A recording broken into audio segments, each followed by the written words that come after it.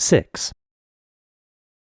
My dear Wormwood, I am delighted to hear that your patient's age and profession make it possible, but by no means certain, that he will be called up for military service.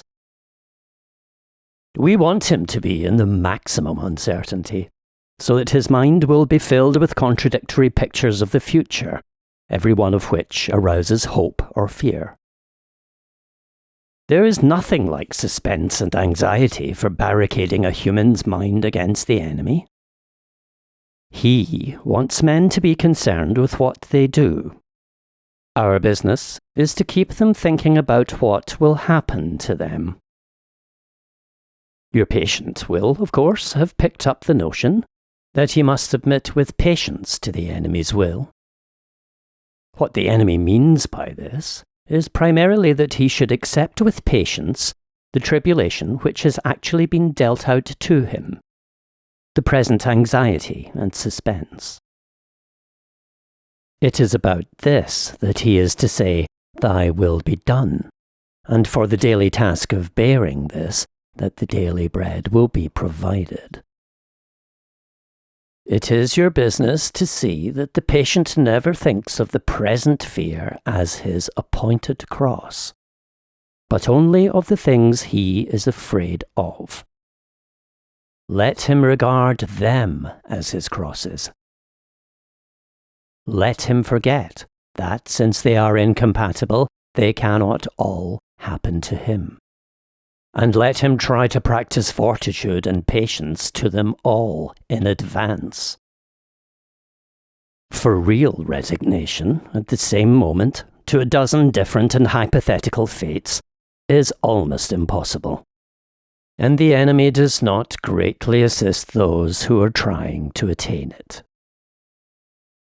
Resignation to present and actual suffering, even where that suffering consists of fear, is far easier, and is usually helped by this direct action. An important spiritual law is here involved. I have explained that you can weaken his prayers by diverting his attention from the enemy himself to his own states of mind about the enemy. On the other hand, fear becomes easier to master when the patient's mind is diverted from the thing feared to the fear itself, considered as a present and undesirable state of his own mind. And when he regards the fear as his appointed cross, he will inevitably think of it as a state of mind. One can therefore formulate the general rule: in all activities of mind which favour our cause, encourage the patient to be unself-conscious and to concentrate on the object. But in all activities favourable to the enemy, bend his mind back on itself. Let an insult or a woman's body so fix his attention outward that he does not reflect, "I am now entering into the state called anger, or the state called lust." Contrariwise, let the reflection, "My feelings are now growing more devout, or more charitable," so fix his attention inward that he no longer looks beyond himself to see our enemy or his own neighbours. As regards his more general attitude to the war, you must not rely too much on those feelings of hatred which the humans are so fond of discussing in Christian or anti-Christian periodicals. In his anguish, the patient can, of course, be encouraged to revenge himself by some vindictive feelings directed towards the German leaders, and that is good so far as it goes. But it is usually a sort of melodramatic or mythical hatred, directed against imaginary scapegoats. He has never met these people in real life. They are lay figures, modelled on what he gets from newspapers. The results of such fanciful hatred are often most disappointing. And of all humans, the English are in this respect the most deplorable milksops. They are creatures of that miserable sort who loudly proclaim that torture is too good for their enemies, and then give tea and cigarettes to the first wounded German pilot who turns up at the back door.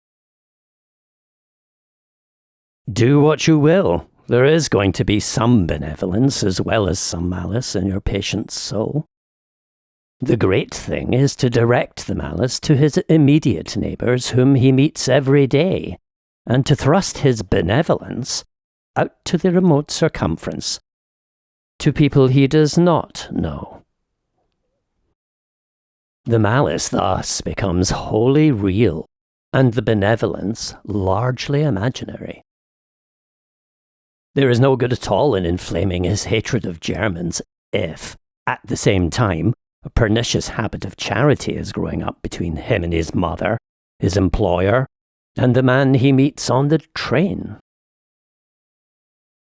Think of your man as a series of concentric circles, his will being the innermost, his intellect coming next, and finally his fantasy. You can hardly hope at once to exclude from all the circles everything that smells of the enemy, but you must keep on shoving all the virtues outward till they are finally located in the circle of fantasy, and all the desirable qualities inward into the will. It is only insofar as they reach the will and are there embodied in habits that the virtues are really fatal to us. I don't, of course, mean what the patient mistakes for his will, the conscious fume and fret of resolutions and clenched teeth, but the real centre, what the enemy calls the heart.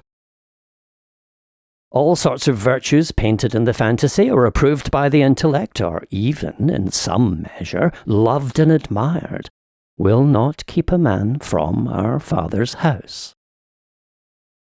Indeed, they may make him more amusing when he gets there. Your affectionate uncle, Screwtape.